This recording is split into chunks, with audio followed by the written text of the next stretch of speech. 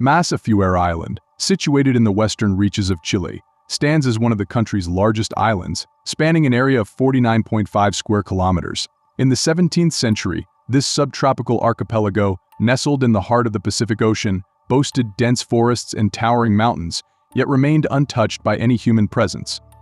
You're watching Into the Mist, and I am Alexander Selkirk. Herein lies my first-hand account of enduring this inhospitable terrain for years, having been marooned and abandoned at the age of 28 years only.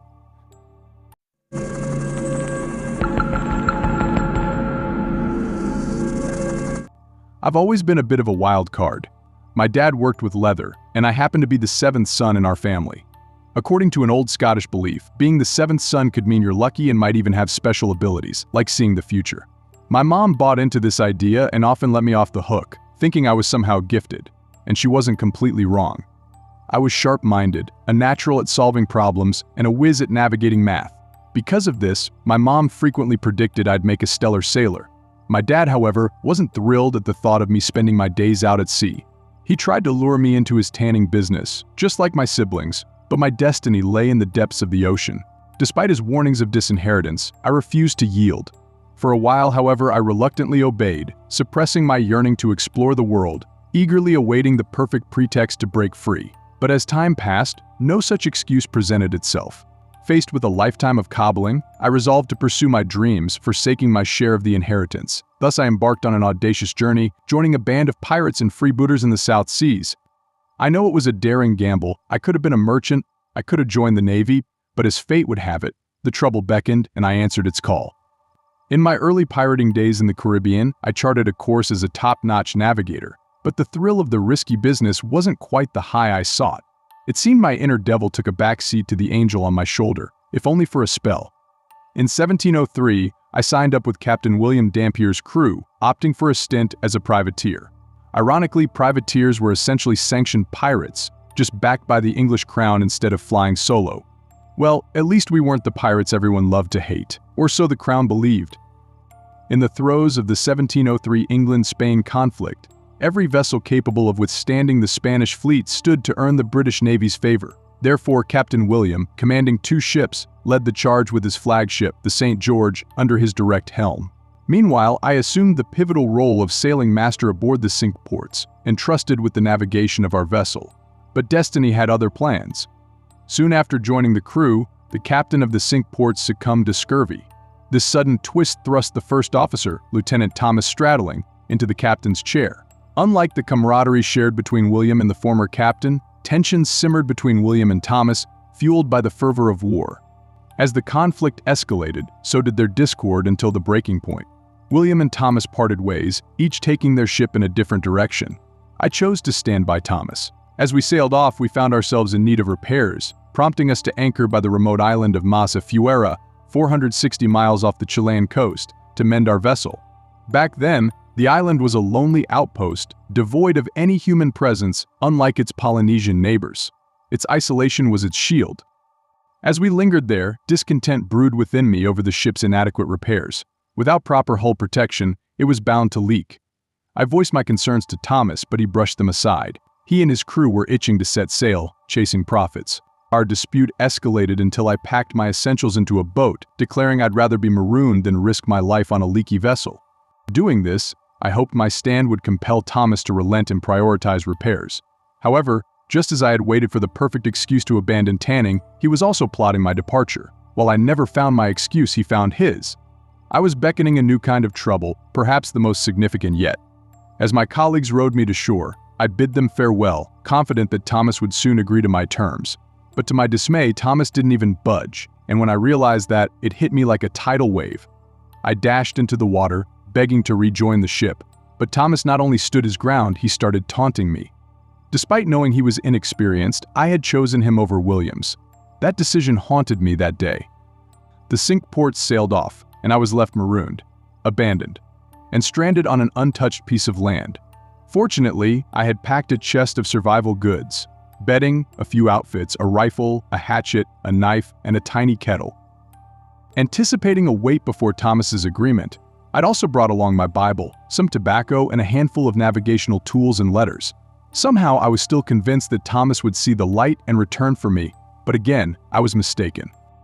As the days turned to weeks and months, hunger set in and I took to beachcombing for shellfish. Desperate not to miss a passing ship, I lingered by the shore for months until it became clear that rescue was not imminent. Accepting my fate, I built a shelter with pimento trees and grass, but pesky rats soon became a nuisance. This time my salvation came in the form of feral cats, whose kitten recruits helped me keep the rat population in check, ensuring my humble abode remained rodent-free. Once I could finally rest easy, I embraced a daily ritual of reciting a psalm from my Bible each morning and night. This practice anchored me, warding off the shadows of depression, and helped me practice my speech, which was something I hadn't been doing at all since being left alone. For sustenance, I plundered the ocean's bounty and, ingeniously, tamed wild goats, milking them and ensuring a backup when food became scarce. After 18 months, my existence on the island settled into a comforting rhythm. I grew intimately familiar with every nook and cranny of the island. I even etched my name and the date of my stranding onto the island's trees, considering it a makeshift memorial should I perish there. As years passed, my original garments and bedding wore thin. Fortunately, my goat companions and my tanning skills sustained me. It was the only time in my life I found pride in being a tanner. I made trousers, a jacket, and a hat out of goat hides, shielding myself from the scorching sun of summer. Living alone on the island, I found a surprising happiness in my solitude, though the pang of loneliness and longing for home never truly left me. Each day I scanned the horizon, straining my eyes for the sight of a distant ship, a potential rescuer from my solitary exile. Yet, it was not just any ship I sought. The presence of Spanish vessels would spell certain doom, perhaps leading to capture and enslavement in a prisoner of war camp. I remained vigilant, and once narrowly avoided detection by a passing Spanish ship. Then, in 1708, fortune smiled upon me. Captain William, now part of the crew of the privateer vessel Duke under Captain Woodes Rogers, sailed toward the island of Massafiera. The ships were in dire need of supplies, and the island appeared to offer a bountiful resupply point. Spotting the English flag flying from the ships, my heart leaped with joy. This was my chance for rescue. They anchored offshore, unaware of my presence. Determined to make myself visible, I gathered wood and lit a large signal fire on the beach, and then spent the day in eager anticipation, reliving the dark day when my solitary life on the island began. At last, on the following day, they sighted the signal fire and dispatched a crew to investigate. As they drew nearer and caught sight of me, I hurried to the shore and shouted out to them. Surprisingly, in those initial moments I found it difficult to speak. Despite my daily efforts, I had not conversed with another human being for so long. It was then that I recognized a familiar face. It was William. We quickly embraced each other and resolved our misunderstandings.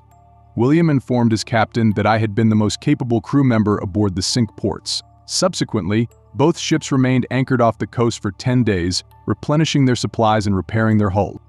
With nothing to read but the Bible and navigation manuals on the island, my skills had sharpened.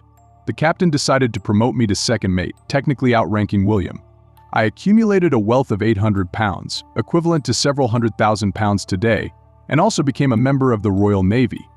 I later learned that Thomas and his ship had reached the coast of Colombia, but had then sprung a leak and sunk, just as I had feared. The surviving crew members were rescued by the Spanish and imprisoned in Peru, where they endured conditions that I would have gone to great lengths to avoid, even if it meant staying on my island forever. At that moment, I possessed wealth and fame beyond measure, yet I realize now that I will never experience the pure happiness I once knew when I had nothing to my name. Alexander survived the ordeal of being left alone, but when he returned, nature compensated him with widespread fame. His story became a topic of discussion throughout naval circles, featured in various writings. However, it was Daniel Defoe's Robinson Crusoe that truly captured the public imagination. Alexander's narrative is believed to have influenced this iconic English novel significantly. Despite this newfound recognition, Alexander continued to grapple with a sense of emptiness. He returned to his hometown in Scotland and married a young dairymaid. However, his maritime obligations kept him away from home, thwarting his attempts at a stable love life. Recognizing his expertise, the Royal Navy appointed him for piracy control. Tragically, at the age of 45, Alexander succumbed to yellow fever on December 13, 1721. Alongside his shipmate William King, he was laid to rest at sea.